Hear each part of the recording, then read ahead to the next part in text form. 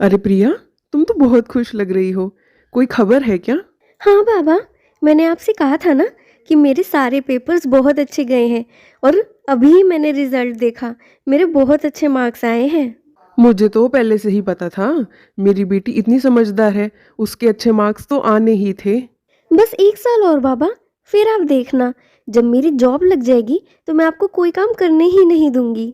अरे ना ना, मैं मेरा काम देखूंगा, तू अपनी जॉब देख लियो। प्रिया अपने पिता के साथ रहती थी।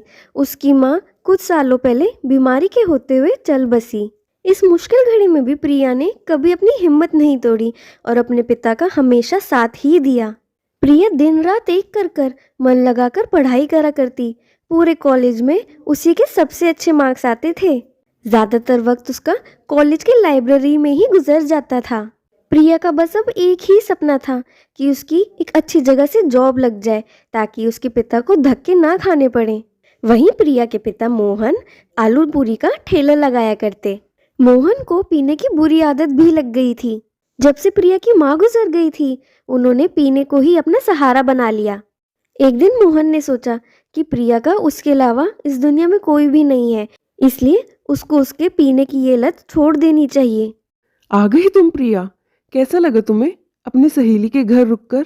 बहुत अच्छा लगा बाबा, हमने बहुत सारी बातें करी, खूब अच्छा अच्छा खाना खाया। चलो, ये तो अच्छी बात है। तुम्हें खुश करने के लिए मैंने भी कुछ करा है। अच्छा, आप मेरे लिए क्या लाए हो बाबा? तुम इतनी मेहनत से पढ़ाई करती हो, तुम कितने अच्छे मार्क्स भी लाई हो, तो तुम्हारे आसपास का वातावरण भी तो अच्छा होना चाहिए ना। इसलिए मैंने तुम्हारा कमरा पेंट करवा दिया है। तुम्हें वो कमरा बहुत पसंद आएगा। बाबा, आपने ऐसा क्यों करा? फालतू के पैसे खर्च कर दिए। तुम्हारे लिए तो मैं इतना कर ही सकता हूँ। चलो, अब तुम अपने कमरे में जाओ, वहां पे आराम कर लो। वाह, बाबा ने तो मेरा पूरा कमरा ही चमका दिया है। देखना बाबा, अब से मैं आपके लिए और भी ज्यादा मेहनत करूंगी। प्रिया और मोहन अपने जीवन में बहुत सुखी थे, पर ये सुख ज्यादा दिनों तक नहीं चला। कुछ दिनों से मोहन को अपने पेट के आसपास बहुत दर्द महसूस हो रहा था। वो कितनी भी दवाई खा ले, पर उसको आराम ही नहीं आता था। पता नहीं क्या चीज नुकसान कर रही है। इतना तेज दर्द, कितनी दवाई ले ली, पर कुछ असर ही क्यों नहीं हो रहा। चलिए बाबा, साथ में खाना खाते हैं। आज मैंने आपके लिए स्पेशली पोहा बनाया है। मोहन के पेट में वैसे ही बहुत दर्द हो रहा था, उससे कुछ खाया भी नहीं जा रहा था। बाबा, आज आपका मुंह इतना उतरा हुआ क्यों है? आपको पोहे नहीं खाने तो मैं कुछ और बना देती हूँ। नहीं प्रिया, दरअसल मेरी तबीयत ही ठीक नहीं है। मुझे लगता है मेरे को डॉक्टर के पास जाकर दिखा ही लेना चाहिए। थोड़ी देर बाद प्रिया अपने पिता को लेकर हॉस्पिटल में पहुंच गई। देखिए, मुझे कुछ साफ साफ समझ नहीं आ रहा है कि आपको दिक्कत क्या है। मैंने अभी कुछ टेस्ट करवाए हैं आपके, उन्हीं में हमें पता लगेगा कि दिक्कत क्या है।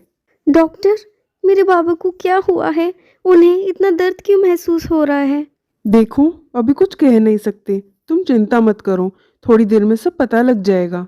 2 घंटे बाद वो डॉक्टर मोहन के पास उसके रिपोर्ट्स लेकर आए। देखिए मोहन जी, मेरी बात को ध्यान से समझिएगा। आपका लिवर पूरी तरह से खराब हो गया है। आपके लिवर में बहुत स्वेलिंग है और पानी से भरा हुआ है। इसी वजह से आपका कुछ खाने पीने का मन नहीं करता। पर डॉक्टर, मैं ठीक तो हो जाऊंगा ना? देखिए, मैं आपको कोई झूठा दिलासा तो नहीं देना चाहता, पर हिम्मत भी हमें नहीं हारनी चाहिए। इन बीमारियों में रिकवरी के चांसेस बहुत कम होते हैं, लेकिन अगर हम अपने खान पीन की आदतों को अच्छा कर लें तो फिर भी हमें बचने की उम्मीद लग सकती है। ये सुनकर तो बेचारे मोहन का मुंह ही उतर गया। उसको सिर्फ अब प्रिया के ही बारे में ख्याल आ रहे थे। डॉक्टर साहब, हम दोनों के बीच में जो कोई भी बात हुई, आप हम दोनों के बीच में ही रहने दीजिएगा। मेरी बेटी को इस सब के बारे में कुछ भी मत बताइएगा, नहीं तो ये सब सुनकर वो टूट जाएगी। आप चिंता मत कीजिए, ये बात हमारे बीच ही रहेगी। आप अपना ख्याल रखिए। बाबा, डॉक्टर ने क्या कहा? आपको क्या चीज दिक्कत दे रही थी? अरे मुझे कुछ नहीं हुआ। इस उम्र में तो कमजोरी आती जाती रहती है। दवाई लूंगा और अभी ठीक हो जाऊंगा। अच्छा, शुक्र है भगवान का, बात ज्यादा बड़ी नहीं है। चलिए बाबा, घर चलते हैं। मैं अपने हाथों से आपके लिए गर्मा गर्म खाना बना दूंगी। बाबा, आप ऐसा क्यों करते हो? आप अपनी सेहत का ध्यान क्यों नहीं रखते?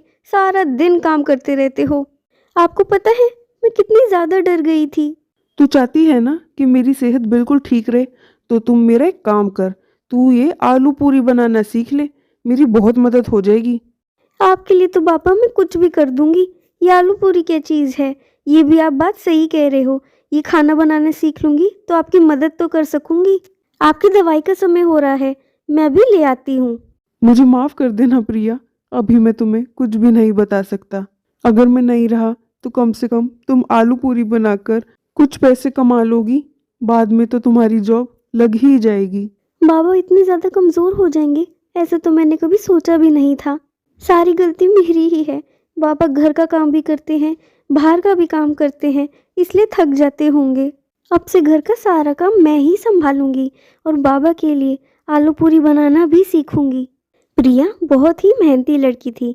वो रात को अपनी सारी पढ़ाई पूरी करा करती और दोपहर में कॉलेज से लौटकर वो अपने बाबा से आलू पूरी बनाना सीखती थी। ऐसे ही एक महीना बीत गया।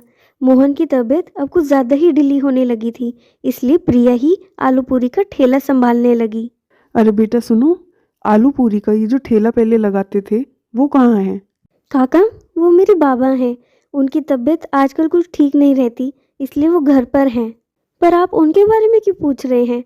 आपको कुछ काम है तो आप मुझे बता दीजिए। तुम अभी पहली बार काम कर रही हो, इसलिए तुम्हारे खाने में वो स्वाद नहीं जो तुम्हारे बाबा के खाने में था।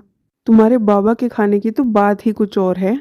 तुम्हें तुम्हारे खाना बनाने में थोड़ी और मेहनत करनी चाहिए, नहीं तो तुम्हारे बाबा के सारे ग्राहक यहाँ से भाग जाएंगे। ये बात सुनकर तो प्रिया बिल्कुल परेशान हो गई। वो उसके धंधे में कोई भी नुकसान नहीं चाहती थी। बाबा, मैं कितनी भी कोशिश कर लूं, पर मैं आपकी तरह खाना नहीं बना पा रही। मुझे माफ कर दीजिए। अरे तू भला माफी क्यों मांग रही है? तू तो अभी नया नया सीख रही है, दूसरों की बातों पे मत जा, उनका तो काम ही है कहना। मेरी आलू की सब्जी में एक स्पेशल मसाला डलता है, कल सुबह होते ही कैसे वो मसाला बनाना है वो मैं तुझे सिखा दूंगा। ठीक है बाबा, चलिए अब आप आराम कर लीजिए। किसको पता था कि मोहन की तबीयत इतनी खराब हो जाएगी और वो आधी रात को ही यूं ही चल बसा। बाबा, बाबा आप मुझे छोड़कर क्यों चले गए बाबा? आपके बिना भला मैं कैसे जीऊंगी? ऐसे ही एक हफ्ता बीत गया। प्रिया अब बिल्कुल अकेली पड़ गई थी। उसके आलू पूरी के ठेले पर भी अब कोई ग्राहक नहीं आता था। बाबा, आप ही मेरे सब कुछ थे। इस संसार में अब मेरा कोई भी नहीं। आपने मुझे आलू पूरी बनाना सिखाया और यहाँ एक भी ग्राहक नहीं है। ना मैं इस काम को संभाल पाई, ना मैं आपको संभाल पाई। थोड़ी देर में रात का समय हो गया। प्रिया बिना खाना खाए अपने बाबा को याद करते करते सो गई। प्रिया, प्रिया देखो मैं यहाँ हूँ, इधर देखो प्रिया। बाबा, बाबा वापस आ गए बाबा। जैसा तुम सोच रही हो बेटी वैसा नहीं है, पर हाँ मैं तुमसे मिलने ज़रूर आया हूँ। बाबा, आप मुझे छोड़कर क्यों चले गए? आपके बिना मेरी जिंदगी उथल पुथल हो गई है। मेरे बस में होता तो मैं तो तुम्हें कभी छोड़कर ही नहीं जाता बेटा, तुम ऐसे रो मत। तुम तो मेरी बहादुर बेटी हो, तुम सब कुछ संभाल लोगी। तुम्हारे सारे सवालों के जवाब मैंने एक कागज में तुम्हारे बिस्तर के सामने ही रखे हैं। तुम्हें हम दोनों का सपना पूरा करना है, ऐसे हिम्मत नहीं हारनी बेटा। मेरा आशीर्वाद हमेशा तुम्हारे साथ है। तभी अचानक से प्रिया की आँख खुल गई। प्रिया को उसके बाबा का लिखा हुआ कागज मिल गया, जिसमें उन्होंने अपनी सेहत के बारे में और उस आलू पूरी के मसाले के बारे में भी लिखा था। बाबा, मैं आपको बिल्कुल भी निराश नहीं करूंगी। मैं आपका और मेरा सपना ज़रूर पूरा करूंगी। जैसे जैसे मोहन ने उस मसाले की विधि लिखी थी, प्रिया उसी के अनुसार वो मसाला बनाने लगी और वो मसाला तैयार करके उस आलू की सब्जी में मिला दिया। उसकी खुशबू मानो पूरे मोहल्ले में फैल गई थी। जैसे लोग मोहन के खाने की खुशबू से खींचे चले आते थे, वैसे ही अब लोग प्रिया के खाने की खुशबू से खींचे चले आए। इस सब से प्रिया को बहुत हौसला मिला। अरे प्रिया, जरा सुन तू तो अब हमारे साथ समय ही नहीं बिताती। तू तो बहुत ही जल्दी घर चली जाती है। मुझे पता है तेरे बाबा बाप तेरे साथ नहीं है, पर इसका मतलब ये तो नहीं तू अकेली ही रहेगी। मैं भी तेरा साथ देना चाहती हूँ, तू हमारे साथ भी बैठा कर। नहीं, ऐसी कोई बात नहीं है, मैं ठीक हूँ। दरअसल कॉलेज के बाद मुझे काम पर जाना होता है। मैं आलू पूरी बेचने का काम करती हूँ, इसलिए मेरे पास कोई टाइम ही नहीं बचता। चल अब मैं चलती हूँ, मुझे बहुत काम है। प्रिया मन लगाकर आलू पूरी बेचा करती। लोगों को उसका खाना अब बहुत पसंद आता था। उसकी दो सहेलियाँ भी उसके वहाँ खाना खाने आई थीं। यार प्रिया कितना अच्छा खाना बनाती है, मुझे तो पता ही नहीं था कि आलू पूरी का स्वाद भी इतना अच्छा हो सकता है। ये तो तुम बिल्कुल सही कह रही हो, मैंने भी ऐसे आलू पूरी कभी नहीं खाए। प्रिया कितनी ज़्यादा मेहनत कर रही है यार, हमें उसकी मदद करनी चाहिए।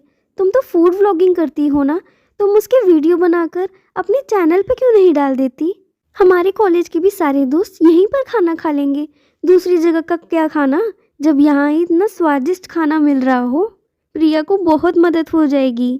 ये तो तुमने बिल्कुल सही कहा, मैं अभी प्रिया की एक अच्छी सी वीडियो बना देती हूँ। Hello guys, welcome back to Chatpata menu with माया।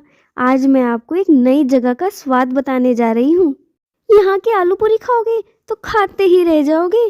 प्रिया की वीडियो बनाकर उसकी सहेली ने उसको सोशल मीडिया पर अपलोड कर दिया। अगले ही दिन उसके सारे कॉलेज के दोस्त प्रिया के ठेले पर आलू पूरी खाने के लिए आ गए। अरे तुम सब यहाँ, तुम्हें मेरे यहाँ का पता कैसे पता चला? अरे प्रिया, तू तो पूरे सोशल मीडिया पर तबाही मचा रही है। तेरे आलू पूरी की तो हर जगह चर्चा हो रही है, तो हम भी तेरे खाना खाने के लिए आ गए। अब प्रिया, तूने तो हमें कुछ बताया नहीं अपने खाने के बारे में। बाहर से हमें पता लगेगा कि तू अब आलू पूरी बेच रही है। हमें भी तो तेरा साथ देने दे। चल जल्दी से फटाफट गर्मा गर्म पूरी खिला दे। अपने दोस्तों का प्यार पाकर प्रिया की आंखों में तो पानी ही भर गया। आप सबका बहुत बहुत शुक्रिया, तुम सब सच में मेरे बहुत ही अच्छे दोस्त हो। ऐसे ही पूरा साल बीत गया। प्रिया की ग्रेजुएशन पूरी हो चुकी थी, उसके बहुत अच्छे मार्क्स आए थे। उसके इतने अच्छे मार्क्स के कारण ही उसको कॉलेज में ही एक बहुत अच्छी जॉब ऑफर हो गई थी। अपने ग्रेजुएशन वाले दिन प्रिया को अपने पिता की बहुत याद आ रही थी, पर हाँ, उसको खुशी भी थी कि उसने अपने बाबा का सपना पूरा भी करा।